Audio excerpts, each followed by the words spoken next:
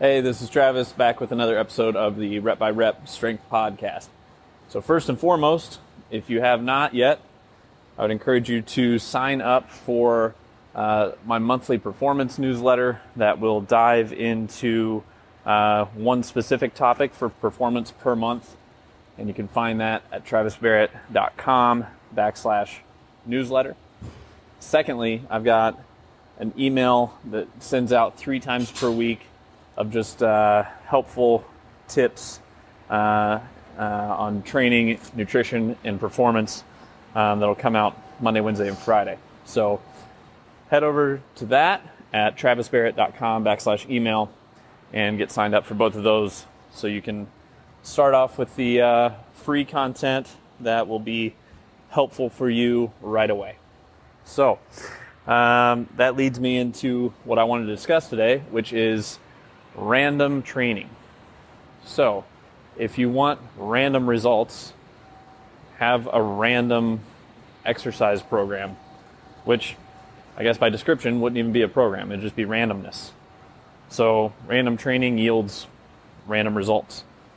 However, if you have a specific outcome that you're after, then you should follow some sort of programmed and periodized training methodology to some degree. So those methods can be various due to whichever coach you're working with or whichever method makes the most sense to you, but they all should be grounded in the same principles. Because all too often what will happen, especially with guys, is guys will get into a routine, which is great, but then they'll only follow that routine. They won't change anything, which is an issue. And it's an issue because if you follow the exact same routine over time, the body adapts to that. And you see less and less of a return because the body becomes more efficient. So in some way, shape, or form, we want to disrupt that efficiency, if you will. So we want to make it hard for the body to get used to that new stimuli. So everybody's probably seen this in some way, shape, or form. They go to the gym and they've seen the same people come in utilizing the exact same routine with the exact same weights. Nothing changes. Then year in and year out, they either stay the same or in all likelihood they actually get worse. So it goes back to that old saying of what you did to get here is not going to get you to where you want to go. So first and foremost, how we should go about correcting this is some sort of KPI or key performance indicator. And, pick 2 or 3 things that you want to be your key performance indicators that will say, are you moving in the right direction or not? So what are your KPIs? So maybe your KPI for leg strength will be a front squat. Maybe your KPI for upper body strength would be a weighted chin up. And maybe your KPI for quote unquote cardio would be a 1 mile run time. Those are just examples. You can certainly pick and choose, swap different things. The important thing is that we are testing those KPIs occasionally to see if what we're doing is working.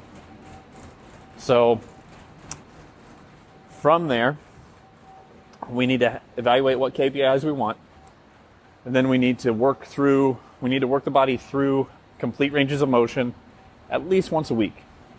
Okay? So work through complete ranges of motion at least once a week, ensure that everything checks out and feels okay. If everything feels okay and there's no pain, no dysfunctional movement patterns, then from there, what we need to move into is the cornerstone of all strength and conditioning programs. And the cornerstone is this: progressive overload. So in some way, shape, or form, we must overload the system. In order to overload the system or to cause, some level of stress overload to the system. So it works best if we do this in a controlled, measurable manner so that we are at the correct dosage.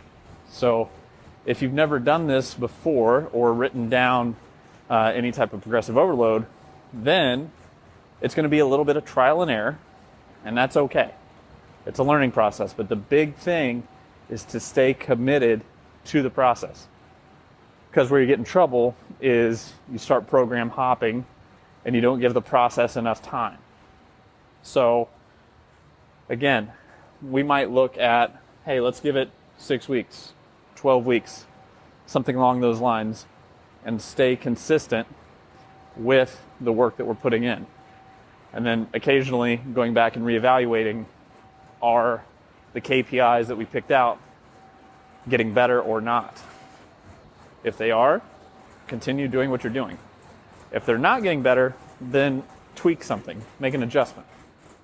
So progressive overload can be represented in the forms of, and this is not an all-inclusive list, but it can be represented in the form of more weight on the bar, more reps, more sets.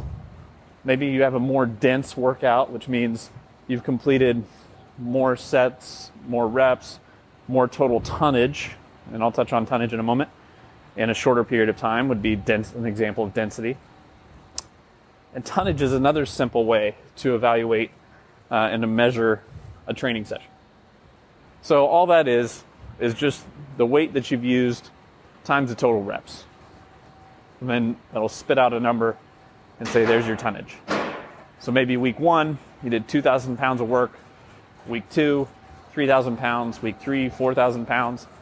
And then week 4, if life is happening and maybe you've missed a session here or there, maybe you don't need a deload and you can continue.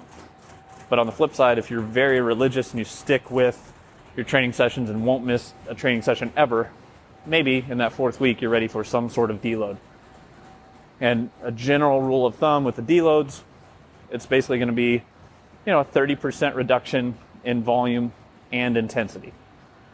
And the reason for the deloads, if you're very consistent, is this. We need to deload to reload, which essentially we're just going to say the tendon, ligament, bone, nervous system, all of those systems have different recovery rates. So maybe the neurological system might take 72 hours to refuel, if you will. Whereas the muscular system might take upwards of 48 to 72 hours, something along those lines.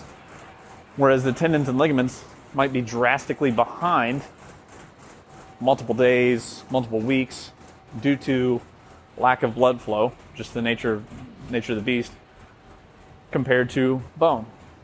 So all of those are going to have different recovery rates, so it's important to A, have a plan, B, make sure you're progressively overloading the system, and C, rotating exercises on occasion, and then also deloading in order to reload so that you can come back in your next phase and hit it hard in that following phase. So I hope that helps and kind of gives you some guidance there. If you have questions about anything, please feel free to schedule a complimentary call. Where you can do that is travisbarrett.com/call. All right, have a good day.